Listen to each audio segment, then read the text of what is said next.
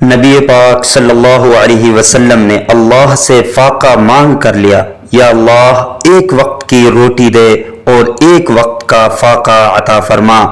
مانگ کے لیا ہے نبی کریم صلی اللہ علیہ وسلم نے فاقہ مانگ کے۔ حضرت ابو ہریرہ رضی اللہ عنہ فرماتے ہیں مجھے بھوک لگی ہوئی تھی، میں حضرت عمر رضی اللہ عنہ کے پاس مسئلہ پوچھنے گیا، ان سے مسئلہ پوچھا۔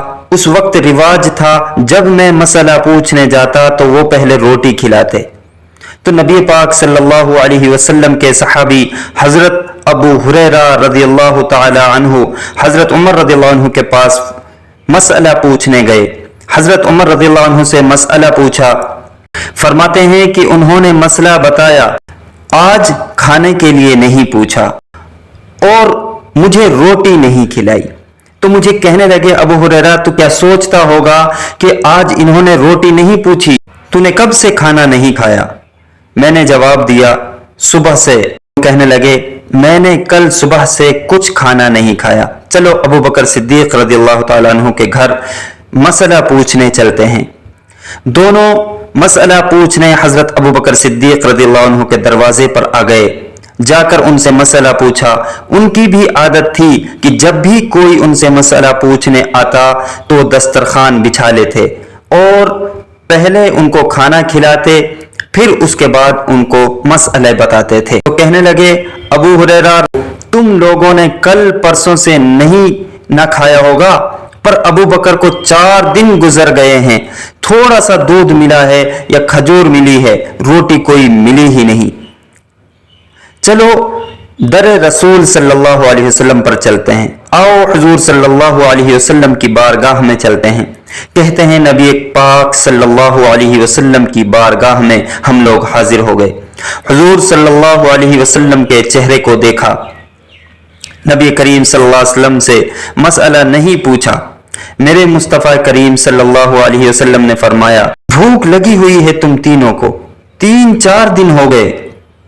اللہ کے رسول صلی اللہ علیہ وسلم نے فرمایا مجھے پورا ہفتہ ہو گیا ہے، سبق کوئی اور ہے جسے تو خود کچھ سمجھتا ہے، زوال بندہ مومن ہے زری سے نہیں۔ فرمایا حضور صلی اللہ علیہ وسلم 3 دن بیت گئے ہیں۔ میرا بے تکلف صحابی ہے ابو الحسن انصاری، وہ بڑے نصیب والے ہوتے ہیں جن کو میرے نبی پاک خود کہتے ہیں کہ تیری فلاں ذمہ داری ہے۔ اس زمانے میں اگر کسی کو کہہ دیا جائے کہ تیری یہ ذمہ داری ہے تو وہ ہمارے آس پاس تک نہیں پھٹکیں گے۔ یہاں سے تو چھٹی کرنی چاہیے۔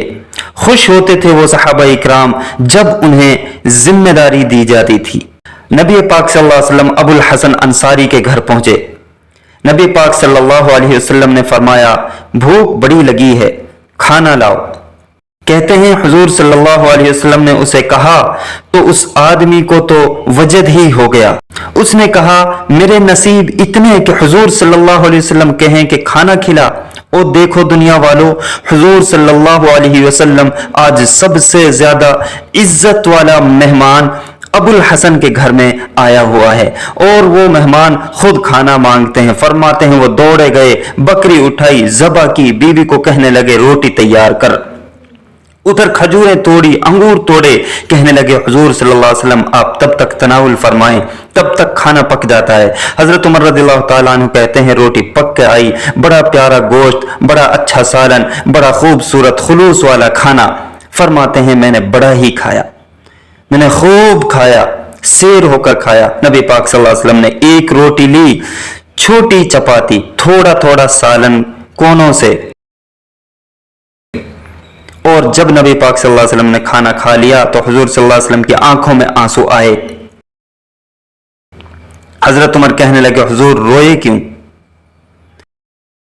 نبی پاک نے فرمایا سوچتا ہوں 7 دن کے فاقے کے بعد کھایا ہے، پر ڈرتا ہوں رب اس کا حساب پوچھے گا تو جواب کیسے دینا ہے،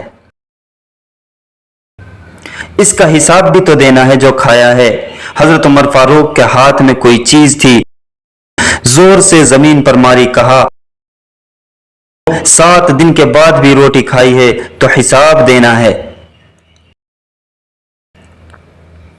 नबी पाक सल्लल्लाहु अलैहि वसल्लम फरमाने लगे, वो मालिक है ना, तो जब देता है तो हिसाब नहीं ले सकता, हिसाब तो देना है, हिसाब तो देना है, तैयारी रखो।